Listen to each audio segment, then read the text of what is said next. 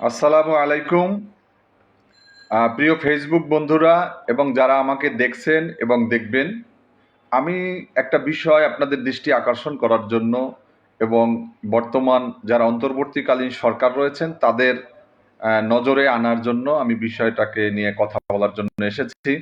আপনারা দেখেছেন যে গাজী টেলিভিশনের একজন নারী সাংবাদিক, আহ, আহ, সারা রাহানুমা তার নাম, তিনি নিজের ফেসবুকে একটি স্ট্যাটাস দিয়েছেন এবং তিনি বলেছেন যে আজ আমি মারা যাব বলে তিনি আত্মহত্যা করেছেন। আমরা দেখেছি যে শেখ হাসিনা, খুনি হাসিনার পুত্র কুলাঙ্গার সজীব অজেদ জয়, তিনি বিদেশে বসে বাংলাদেশে বিভ্রান্তি ছড়াচ্ছে, তিনি বিভিন্ন ধরনের গুজব সৃষ্টি করছে, তিনি এটাকে নৃশংস হামলা বলেছে। তো আজকে বলতে চাই যে বাংলাদেশের জয় এবং শেখ হাসিনার বক্তব্য প্রকাশ নিষিদ্ধ করতে হবে। এজন্য প্রয়োজনে তথ্য মন্ত্রণালয় এবং যারা আমাদের সরকারে আছেন তাদের দৃষ্টি আকর্ষণ করব, জয়ের এবং শেখ হাসিনার জানি কোনো বক্তব্য প্রচার করা না হয় এবং যেই সমস্ত গণমাধ্যম শেখ হাসিনা এবং জয়ের বক্তব্য প্রকাশ করবে তাদের সেই প্রকাশনা, তাদের যে সম্প্রচার বন্ধ করতে হবে। আজকে বাংলাদেশের যেন কোনো প্রকার বিভ্রান্তি সৃষ্টি করতে না পারে সাধারণ মানুষের মাঝে।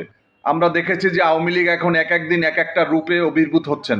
তারা মানুষেরকে তাদের যেই দীর্ঘ 17টি বছরের জঞ্জাল, এই জঞ্জালকে পরিষ্কার করার জন্য এইটা 17 দিনে সম্ভব না।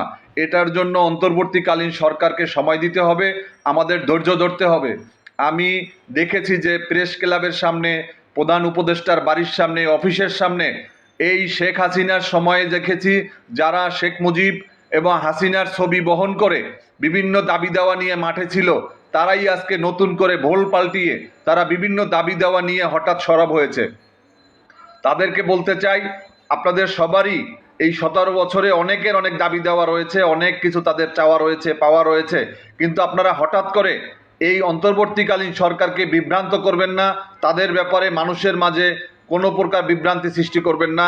আজকে সময় দিতে হবে অন্তর্বর্তীকালীন সরকারকে, তাদের কাজ করার জন্য সহযোগিতা করতে হবে।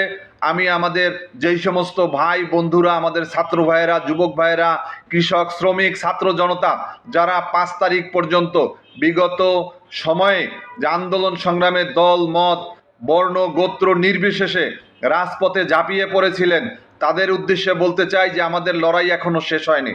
আমাদের লড়াই হচ্ছে বাকশালের বিরুদ্ধে, আমাদের লড়াই হচ্ছে খুনি হাসিনার বিরুদ্ধে, আমাদের লড়াই হচ্ছে ভারতীয় আধিপত্যবাদের বিরুদ্ধে। আজকে যেই সরকারটি এসেছে এই সরকারটিকে আমাদের কাজ করার সুযোগ দিতে হবে, তাদের কাজ করার সময় দিতে হবে, তাদেরকে সহযোগিতা করতে হবে, তাদেরকে কোনোভাবে যেন বিভ্রান্ত করা না হয়। আজকে একটা অপশক্তি আমরা দেখেছি যে প্রশাসনের বিভিন্ন স্তরে, আমরা দেখেছি যে বিভিন্ন জায়গায় সরকারের বিভিন্ন দপ্তরে, মন্ত্রণালয়, অধিদপ্তর, পরিদপ্তর, বিভিন্ন প্রতিষ্ঠানের চেয়ারে চেয়ারে বসে বসে তারা ঘাপটি মেরে থাকা এই বাকশালী প্রেতাত্মারা, তারা এই সরকারকে বিভ্রান্ত করতে চায়, তারা শেখ হাসিনার সেই পারপাসকে তারা সার্ভ করছে। আজকে আমরা বলতে চাই যে এই সরকার হচ্ছে আমাদের দীর্ঘ 17টি বছরের আন্দোলনের ফসল। আজকে ছাত্র সমাজকে সম্মুখ সমরে রেখে এই সরকার ক্ষমতায় এসেছে। আমরা এই আমাদের মহাবিজয়, মহাবিপ্লব, গণ অভ্যুত্থান সফল হয়েছে। আমাদের এটা হচ্ছে বাংলাদেশের সমস্ত রাজনৈতিক শক্তি, সমস্ত সামাজিক শক্তি, সমস্ত সাংস্কৃতিক শক্তি তথা গোটা 18 কোটি মানুষের আন্দোলনের ফসল হচ্ছে গিয়ে এই 5 তারিখের আমাদের মহা অর্জন। এই অর্জন যেন কোনোভাবে বিফলে না যায়, কোনোভাবে বিভ্রান্ত না হয়, আমাদের সজাগ থাকতে হবে। আপনাদের সবাইকে ধন্যবাদ এবং আবারও বলবো যে এই যে বিভ্রান্তি এবং যে গুজব, শেখ হাসিনার পুত্র, খুনি হাসিনার পুত্র সজীব অজেদ জয় তারা যে ছড়াচ্ছে মানুষের মাঝে, এই গুজব থেকে আমাদেরকে সজাগ থাকতে হবে। সমস্ত নেতা কর্মীদেরকে এদের ব্যাপারে জনগণের সাথে আলাপ আলোচনার মাধ্যমে, বিভিন্ন মাধ্যমে তাদের এই মুখ উন্মোচন করতে হবে। সবাইকে ধন্যবাদ। আল্লাহ হাফেজ। বাংলাদেশ জিন্দাবাদ। Bangladesh labour party.